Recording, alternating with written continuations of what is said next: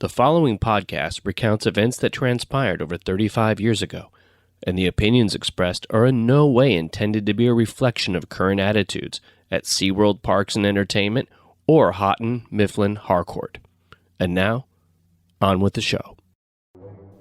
On episode 10 of LA's Own Marineland, we'll discuss the park's final weeks of operation, efforts to keep it open, and the massive public backlash felt by Harcourt Brace Jovanovich. We'll also take a look at HBJ's disastrous handling of the animal transitions and revisit the heartbreak felt by Marineland's employees and people in the community after its closure. So grab your popcorn, walk up the zigzag ramp for one last time past the oval fish tank, and make your way to the Killer Whale Coliseum to get a good seat before the show starts. But before you sit down, there is one warning. If you're listening to this podcast in the first 5 rows, you will get wet. You may get soaked.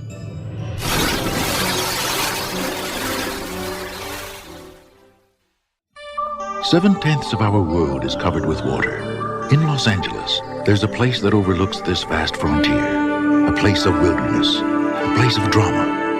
Hold your breath. It's Marineland. Plummet into global oceans teeming with life. Go eye to glowing eye with predators of the deep. Venture into a realm as intriguing as outer space. All a touch closer at LA's Own Marineland. On January 29, 1987, Harcourt Brace Jovanovich announced that Marineland would be closed permanently on March 1st of that year. The announcement was greeted with shock and anger from those who worked at the park and countless fans across the Southland. On Wednesday, February 4th, several hundred Marineland fans gathered at the Cabrillo Marine Museum in nearby San Pedro in a long-shot bid to keep the park open. Speeches were made by marine mammal experts, and children sang, "Marineland is your land, Marineland is my land." Marineland's my land. The movement was led by Bryant Winchell, founder of the Citizens to Save Marineland. Winchell was a retired oil company executive, and he and his wife had volunteered at the Marine Mammal Care Center. Winchell told the San Pedro News Pilot, quote, "Good business goes beyond meeting an arbitrary rate of return on investment. They have purchased much more than bricks and mortar. They have purchased an institution." He also found that SeaWorld's pledge to transfer the park's animals to other facilities safely was, quote, "highly suspect." Supporters were also concerned about a large number of animals at the park's Marine Mammal Care Center. Several speakers at the event demanded that Harcourt Brace Jovanovich and SeaWorld take responsibility and support the center. 11-year-old Oren Schur said that if the park closed, he would, quote, "sit in my bed and cry for a week. And he felt that, quote, The animals have much as right to stay in their homes as the humans do." The entire audience gave the boy a standing ovation. The group also received letters of support from actors Jack Lemmon, Christopher Reeve, Tony Danza, and Ali McGraw. On the same day, Marineland's general manager John Corcoran flew to Florida to meet with Jovanovich's aides to discuss severance packages for Marineland's employees. While he was gone, Ed Asper, the SeaWorld vice president who ran Marineland after the sale, told the park's marketing director Linda Malik that she and 9 employees in her division were fired. No files were to leave the grounds. When the employees were escorted out of the park, their cars were searched by security. Linda Malik. There was an individual from SeaWorld that walked into my office very early in the morning, walked in the office and said, "You have until 5 o'clock this evening to take yourself and your entire staff out of the park." Wow. And that was the end of that. It was, back in the days before severance, back in the days before, anything, it was just gone. And we were pretty shocked, I have to say. They did not do it in a nice way, in a pleasant way. I mean, it was traumatic for all of us, and it was very sudden, and it was very hushed up. So, it was just not a good thing. Unceremonious is the only word that I could ever use to describe what happened that day. It was horrible. I mean, horrible. Frankly, when we were asked to leave by 5 o'clock, all I could do was pull everything I could out of the office. So there was a lot of things that were lost. A lot of our old PR materials, a lot of the history of Marineland just sort of disappeared. I don't think SeaWorld took a good amount of time to take care of that. Ed Capel, Marineland's group sales manager from 1979 to 87. They did horrible stuff, like they got our security, to pull their cars up behind the sales and marketing's cars like we were going to be criminals or steal something, and stand over us as we packed up our offices. It was terrible. Just so terrible. On February 11th, 1987, HBJ called all employees to the Sea Arena, where a representative, flanked by beefy security guards, told them the horrible news. Marineland would be closed permanently at 5 p.m. that day. HBJ had once again moved the goalposts and broke a promise. Michael Jett, manager of General Services in Baja Reef from 1977 to 87. Were you at the meeting? I guess they had a big meeting in the Dolphin Arena where they let everybody know that they were closing the park? Yeah, and they said they were closing the park and because of threats and this and that, and they tried to downplay it by saying, we're going to give you, this amount of severance pay, and we're going to give you additional training for, how to write a resume and finding other jobs and this and that. And at that point, they had a pretty bad taste in my mouth and didn't want anything to do with them. And in fact, I'm African American. I don't know if you knew that. I guess there was discussion between SeaWorld management and Marineland management in that SeaWorld wanted a minority management person at their park in San Diego. So I was approached by Marineland management asking if I was interested in working at SeaWorld. And that was an absolute firm no. I want nothing to do with them. The reason they gave for the premature closure was that the park had allegedly received 3 bomb threats. The Lomita Sheriff's Substation, whose jurisdiction includes Marineland, told the LA Times the police received no notice of a bomb threat at Marineland that week. Was there any truth to the fact that they said that there were bomb threats, so they closed the park early? Nope, that was an absolute lie. Gail Lawley, marine mammal trainer from 1978 to 87. I mean, you know how they closed the park? There was a quote-unquote bomb threat, which none of us believed for a second. Well, they tried to put a positive spin on it, and I knew different. I think that the employees were hoping for the best, but I think management, obviously John Corcoran, I think we clearly understood what was going to happen, and they tried to plan, say, oh yeah, we're going to do all these great things, and then they finally announced that they were going to close the park, and they gave us a date. And so I had my reps contact all of the groups that were booked after that date to move up their visiting, their group reservation. And so they went ahead and did that. And then just on a moment's notice, then they decided to, boom, just close the park. And I had suggested to them, I said, Wyatt, you're creating a lot of ill will here. I said, if you really want to repair some of the damage, I said, my suggestion would be that you do this. I would go ahead and put a notice out to the community, send out a press release that everybody in Rancho Palos Verdes with an ID, a driver's license, something showing that they're a resident of Rancho Palos Verdes, as a thank you to the community and as a salute to RPV, they will be allowed to come in the park for free. I said, you'll generate a tremendous amount of goodwill, and I said, you'll sell out everything out of the gift shops. And they just blew off that suggestion and said, we know better, and went ahead and did what they wanted to do. Marineland's final performance was a dolphin show at the Sea Arena.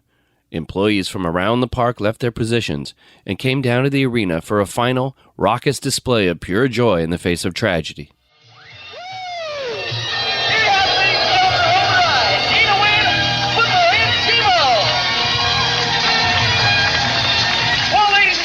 does bring it into our Dolphin Dimension show. We hope we've given you a little better insight into how beautiful and magnificent these animals really are. We hope you come back, or rather, I don't know what to say. We love you. Bye-bye, everybody. You've been the greatest. The greatest.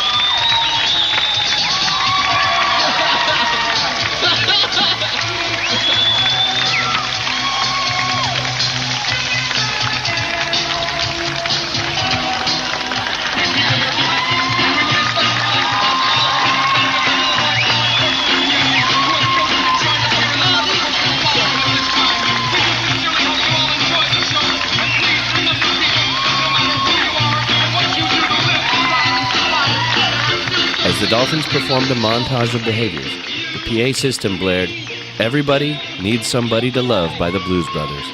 At the end of the show, all of the park employees hopped the railing and joined for a final embrace on the small perch above the tank.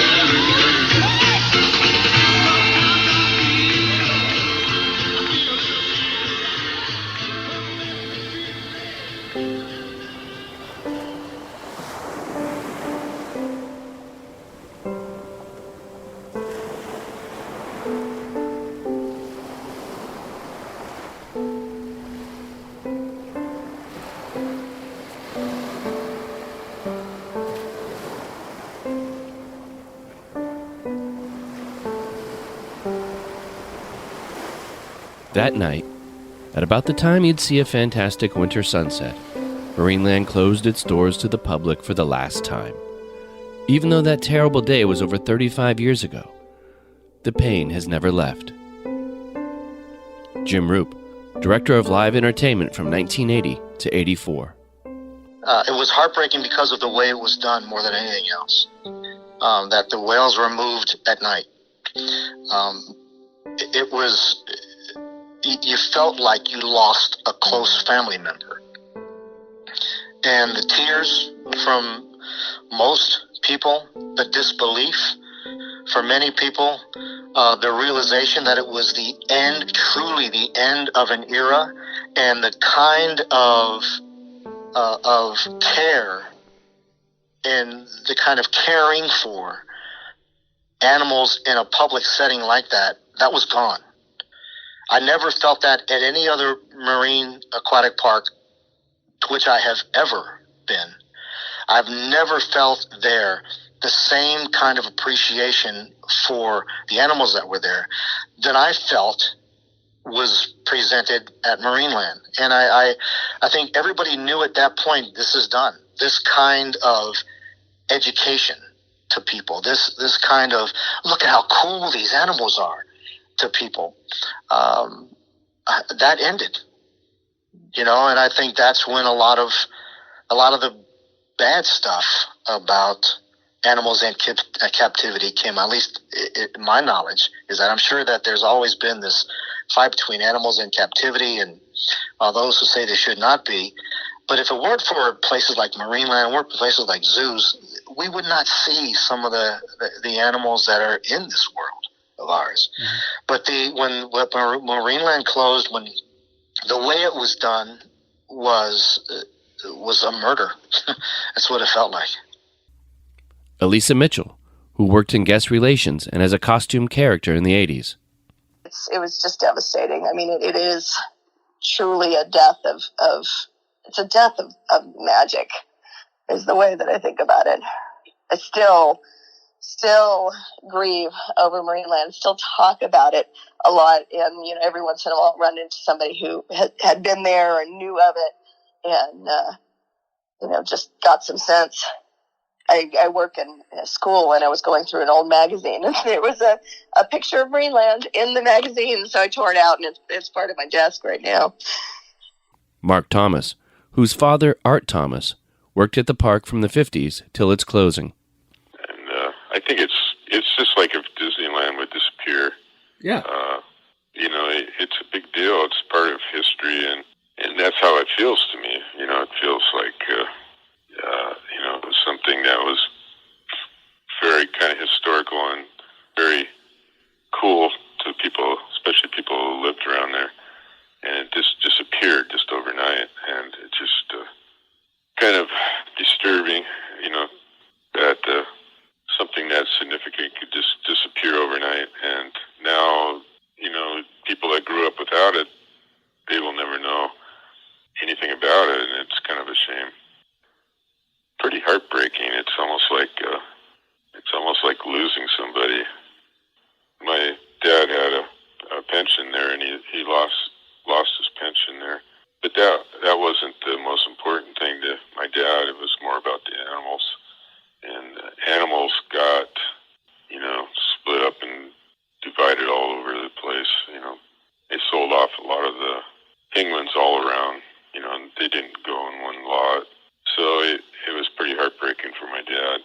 And also he really loved Marineland. He loved his job. It was like his life.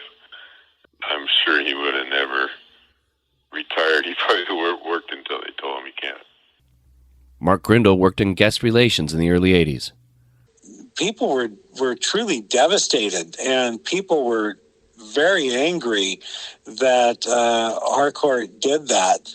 I mean, it was just amazing how the range of emotions from just sadness to anger, and people went out there and protested, and a big promise was broken when they took over. Everyone, I think, believed that the park was going to be revitalized because it had kind of fallen into disrepair, and then for them just to come in and ship out all the whales overnight was just it was stunning for the whole South Bay, and for the local economy too. Lots of businesses thrived on Marineland's existence, and that was all going away.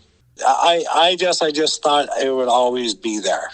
When my first son was born 3 years after the park closed, it was something I always look forward to sharing that with my kids. And it was just really sad. I regretted not going more often after I quit and not enjoying it. And I guess like I said, I just figured that was going to be there forever. But yeah, it brought a lot of sadness because it wasn't just a place that I worked. It was a place that kind of sustained me through the sadness of my parents' divorce. And, the time I spent there with my brother and my mom, those were really, really special times to me. So, yeah, it was hurtful. Tracy Belting, who worked at the park from 1976 to 87. It wasn't just a job for people. You were part of a thing. It was like a family. So people did grieve like they lost their job. They grieved like they lost a family member. I mean, people were literally grieving at that level when Marineland closed. Virginia Mason, a pearl diver in the 70s. Yeah, no, I just truly working at Marineland really helped create a more passionate love for the sea and all the life within it, and curiosity and what's out there. I really appreciated my time. I wish it was warmer during those cold 2-hour stints. But besides that, it was wonderful to work there. I was really sad when Marineland closed. I loved it. Even though, like I said, we think differently about animals in captivity, but it truly was, a time, to be remembered and just enjoyed. And it absolutely was a betrayal. I mean, Harcourt Brace Jovanovich, they were the company that owned SeaWorld, and Jovanovich himself kind of led this whole acquisition of Marineland and the ultimate closure of the park, and at every turn really misrepresented what their plans were. They had always said that they were going to continue to operate the park and continue to invest in it, make it even better. And that was an outright lie. It was never their intention. And, which was typified, when they took Orky and Corky in the middle of the night. It was such a travesty with the community of Rancho Palos Verdes, and, just created a horrible rift between Harcourt Brace Jovanovich and Rancho Palos Verdes, and much beyond that. There was so much of California that felt like they had been robbed. Unlike most abuses of corporate power, HBJ's brazen scheme to ruin Marineland wouldn't go unpunished. When your bread and butter is publishing books for schools, it's probably not a great idea to shut down an educational institution in the second largest market in America. Over the next few weeks, there were calls to ban HBJ's books in local schools. El Camino Community College in nearby Torrance voted to ban an English handbook published by HBJ. Other local community colleges followed suit, and the Los Angeles Unified School District began discussing an outright ban of HBJ's books. But instead of going forward with an outright ban, the LAUSD sent a strong message to HBJ. You must fund the Marine Mammal Care Center. HBJ sent William Jovanovich's son, Peter, to clean up the mess, and he volunteered $175,000 to build a new care facility in the city of Rancho Palos Verdes. But the city of Rancho Palos Verdes said it was inadequate and would put the city on the hook for tens of thousands of dollars. Peter raised the offer to $250,000, but it still wasn't enough. Peter Jovanovich then urged the RPV City Council not to, quote, negotiate this in the press. The next day, he was on television talking about the deal. Peter had promised the city that the Marine Mammal Care Facility would remain open until a suitable replacement was found, but a few weeks later, it was closed. After Marineland's closure, a few Marinelanders remained at the park with the emotionally distraught job of caring for the remaining animals and shipping them off to various SeaWorld parks. Tracy Belting. Because I was salaried, I answered directly to Brad Andrews, who was the head guy in the animal care department. And so he was my boss. And so I kind of just did everything he needed me to do. So I would help with writing up documents and putting together packages of material when animals were going to be transported to SeaWorld. One of the veterinarians from SeaWorld was in charge of doing a lot of the transports. And so I got to work with him a lot, putting packages together and stuff like that. And so, as animals were getting ready to move, it's like, okay, we need someone to go into Baja Reef and be part of the team that, collects all the fish and puts them in transporters and gets them all sent to SeaWorld. So I just would do that. I put on a wetsuit and I would do that. So I was there until the end, until the last animals were gone. It took months. It must have been April or May before all the animals were gone. Wow! So that down to the last fish. I mean, the marine mammals went first. They were quick. They were big, but there was lots and lots and lots of fish exhibits, small exhibits, big exhibits. It took a long time to do all the fish. Wow! So that must have been, as you wrote to me, that it was really haunting to go there with the exhibits closed down and just kind of shutting down the party. Exactly. Especially, that the park hadn't been there that long. It opened in the 50s, and it was like, it'll never close. It's this major defining destination in the area, and it will go away. It'll never go away. And it was like, and there it was. It was going away. It was really happening.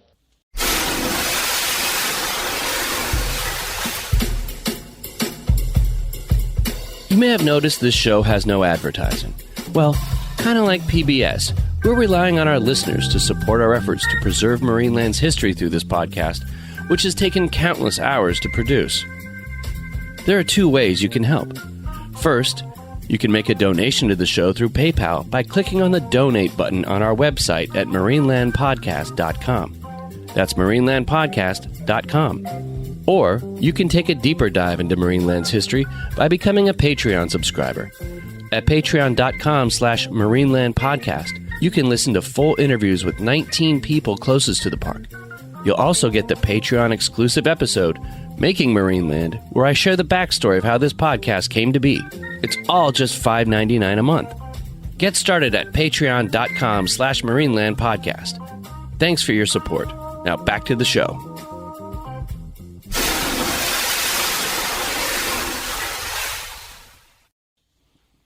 Gail Lawley, a trainer for 8.5 years, worked closely with the animals and couldn't believe how the transition was handled. That was a big part of the story of what happened when SeaWorld shut down Marineland and how the whole situation was handled. It was a very, very traumatic experience. For those of us that were there, it was just, traumatic is probably the best word I can describe. Clearly, they had wanted our whales for years. Mm-hmm. You know, Orky and Corky were the only breeding killer whales in the world for years. And SeaWorld had been completely unsuccessful. So that's what they were after, was the whales. And they just unfortunately chose to take over the entire park and close it quite suddenly. The movement of animals from Marineland to SeaWorld was done, I think, extremely poorly. Animals died. We were pretty much kept completely out of the loop. In fact, the trainers, we all got together and did biographies on all of our animals. Because nobody asked. Nobody asked any questions about anything about personalities or behavioral lists or anything like that. And I know to the sea lions that I worked with, Toady and Seymour, they actually confused them when they were down there. When we finally forced them to allow us to come down for a day and kind of straighten things out, it was exactly a case like that too. They just didn't know who was who, and despite the fact we tried to give them the information.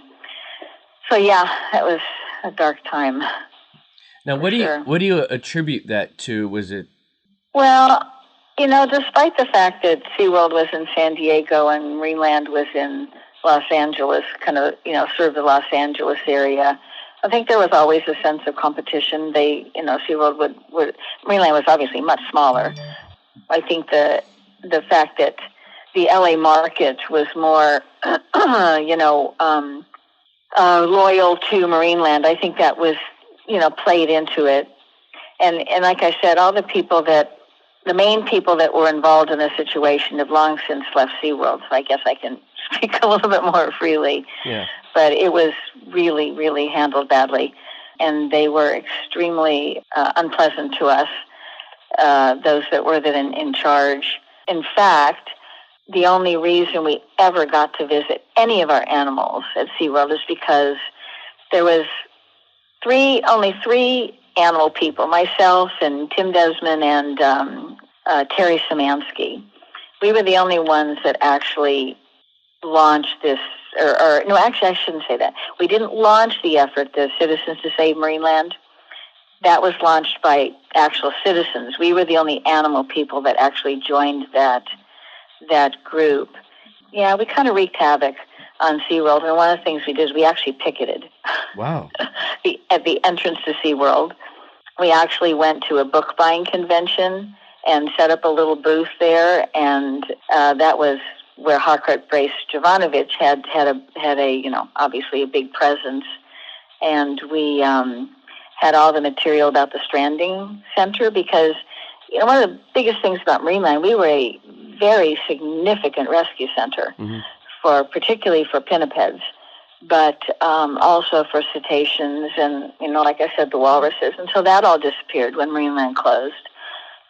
So we went to the book buying convention and apparently wreaked havoc on them there, because people would come by and we'd tell them what happened, and then they'd go over to HBJ and complain to them.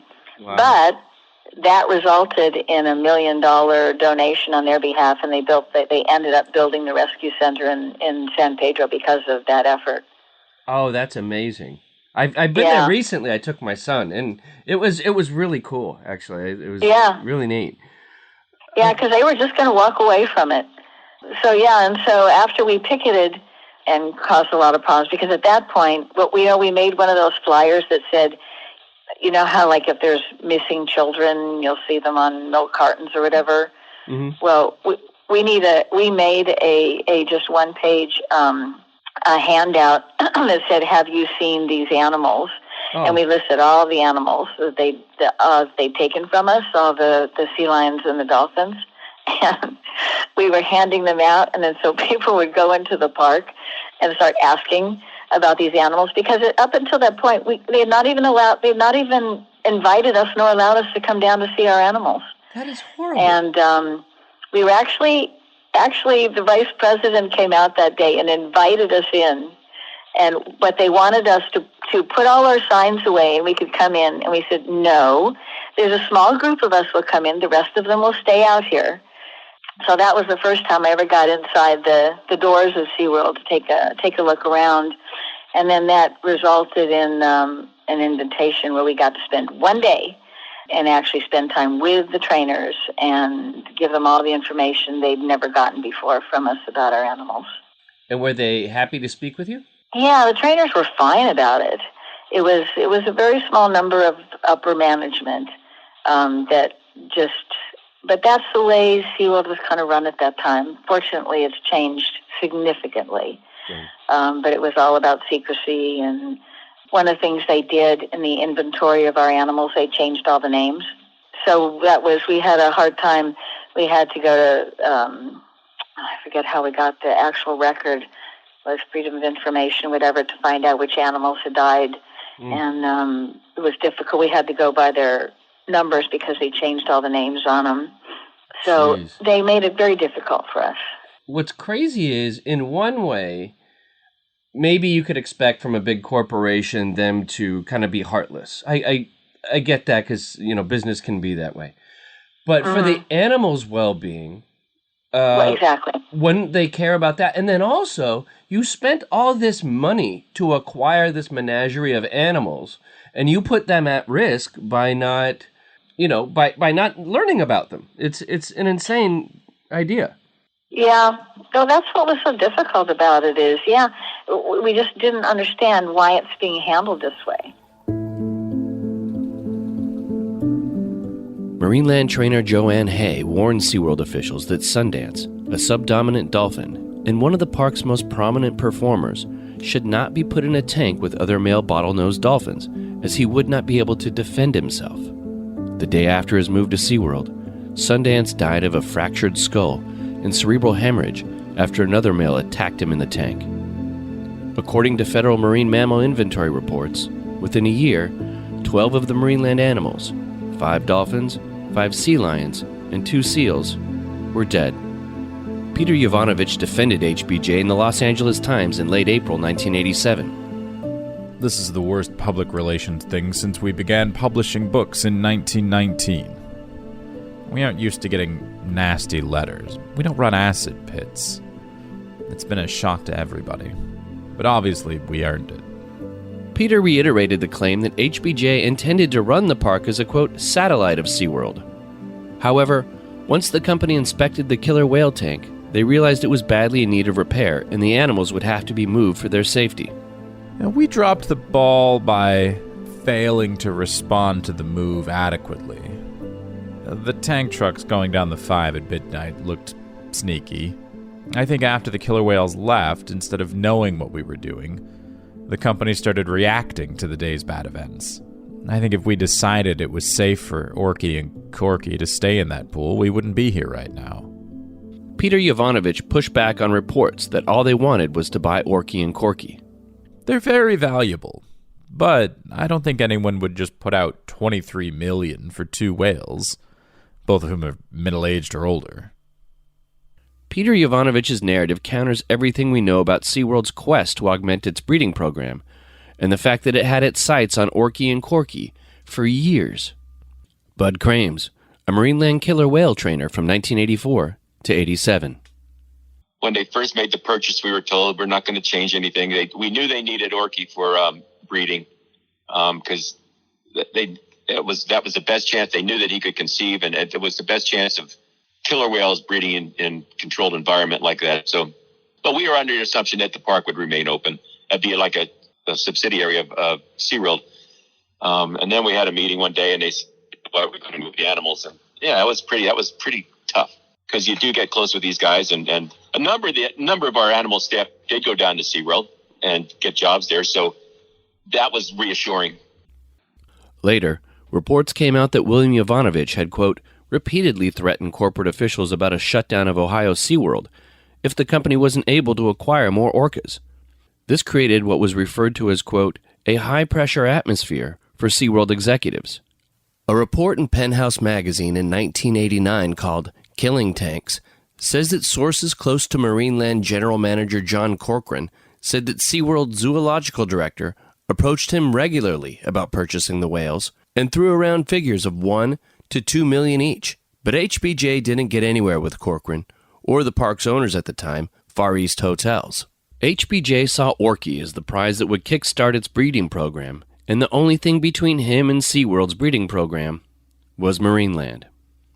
It later came out that in September 1986, 3 months before HBJ bought Marineland, some suspicious figures were seen poking around Rancho Palos Verdes City Hall. Ex-Mayor Doug Hincliffe said, They didn't say they were from SeaWorld, and they didn't say they were from HBJ, but it didn't take long to figure out what was going on.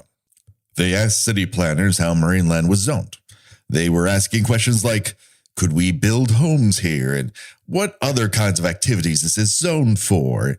It all seemed really suspicious.